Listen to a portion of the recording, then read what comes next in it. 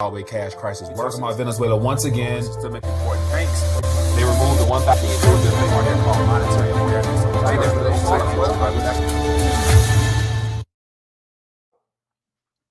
Hey, hope all is well. Wanted to check in for a quick minute and share with you some recent information that I think is very telling of what's to come and what was left out when the the Federal Reserve decided to tell us about their CBDC pilot.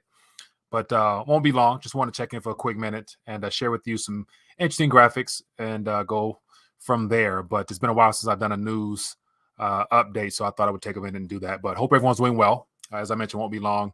But before I move forward, I want to make sure I encourage people, if you haven't already, to make sure that you subscribe, hit that bell notification so you are informed when we go live, as always. And make sure you guys connect with RTD on all the socials just to make sure you get a chance to stay plugged in. Okay, so tomorrow, the 1st of December, India will roll out their e-Rupee pilot. And going through an article, it gives a lot more details as to what the CBDC process will look like when it's rolled out. And of course, this is all experimental. And so I say might just because there's no guarantees, but what they have in mind gives us a lot to look forward to or not to look forward to about what will be coming with the Federal Reserve at some point down the line. And so I thought that the article that was shared in reference to the Indian rupee can give us some insight as to what we could expect with the Fed. So I'll definitely move into that. And also the Visualized Capitalist website, where they highlight the progress of the CBDCs. Basically, is outdated, needs to be updated. So I'm going to share my 2 cents on that as well and move forward. And so let's just jump right in. Won't be long, as I mentioned, and then be back later today for more. But here on the screen, as you guys can see here is that graphic I was talking about, the Visualized Capitalist website here. And it talks about CBDCs, and this was as of August. And if you look at this, you can see basically what's going on right now. And as of to date, there's about 105 different countries getting ready to roll out their form of central bank digital currency, or just a rebranded structure of the current payment network system.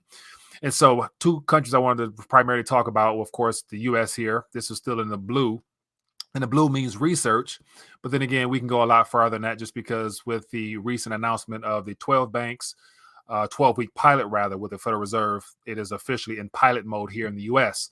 And then I want to highlight what's currently going on in India, which, of course, at this moment here, they were in development mode. But now, as of tomorrow, they'll be in pilot mode. And so I think it's something we can learn a lot from. That's why I wanted to address this real quickly.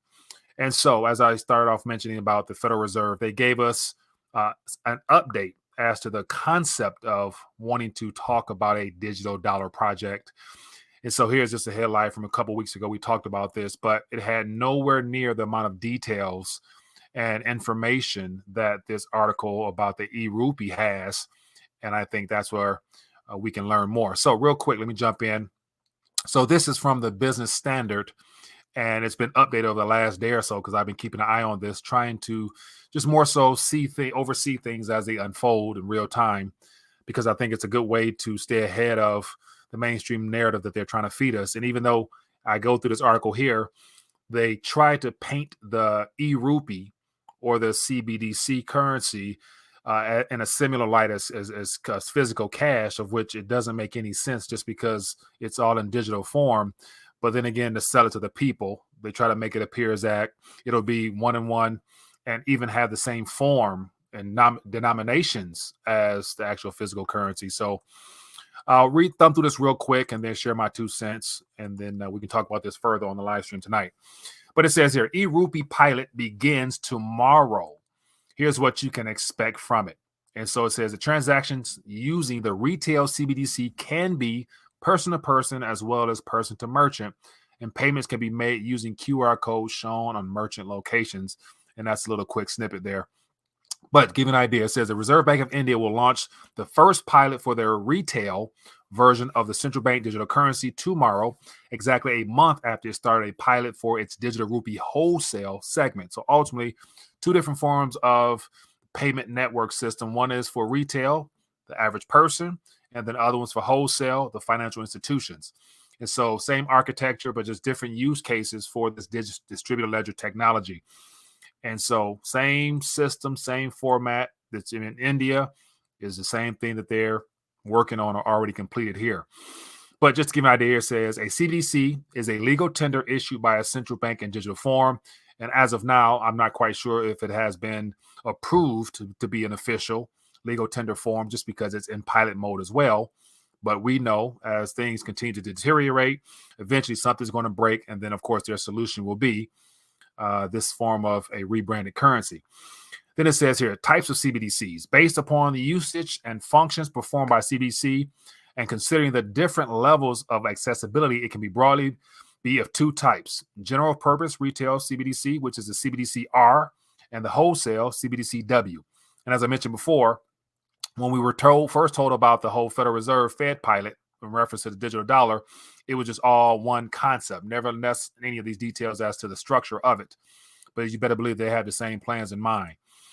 And then here's the nitty gritty here. It says, in reference to the retail CBDC, it says for the CBDC-R is a token-based CBDC with tiered architecture model was proposed, wherein the RBI shall only issue and redeem the e-Rupee with the distribution and payment services will be delegated to the banks. And so summarize that real quick. So the CBDR, the retail version, will be issued through the central bank. But then again, it'll be issued through the central bank through the coffers of the retail banking model. And then the banks themselves will be the ones that look to reallocate those digital versions of currency to their consumers, or to the depositors rather. And so it said payment services will be delegated to the banks. So the banks play a major role in rolling out this CBDC, whereas in times past, it was more so, will the Federal Reserve, in reference to what's happening here in the U.S., will the Federal Reserve be the primary issuers of the currency solely? And will they have their own Federal Reserve type of app or things of that nature, or something through the Treasury? And so as of now, it looks like that won't be the case because the banks are working hand in hand in conjunction with the central banks to be the ones that distribute the CBDCs in accordance to the Indian model. And then it says here, retail CBDC would be potentially available for the use by all via the private sector, non-financial consumers, and businesses, while wholesale CBDCs is designed for a restricted access to select financial institutions. And so, as of now, 4 cities are being utilized at first, but then it's going to be rolled out to a lot more cities. And then it says the pilot project will be in the form of a digital token that represents legal tender. It will be issued in the same denominations as paper currency and coins. And that's the part right there that I don't quite understand that. Just because it's digital in nature and it's literally ones and zeros on a screen. And so how are they trying to sell it as if it's going to have the same, I guess, attributes as the actual physical notes?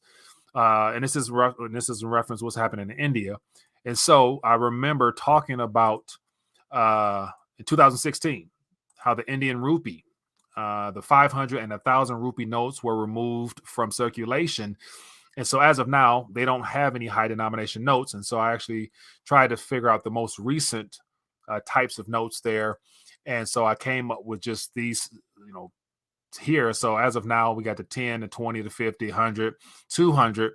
I'm assuming are the only ones that are primarily in circulation because the bigger notes have been removed. But here's the question: how exactly can you have digital representations of currency that are denominated in those same notes when actually it's all on your screen?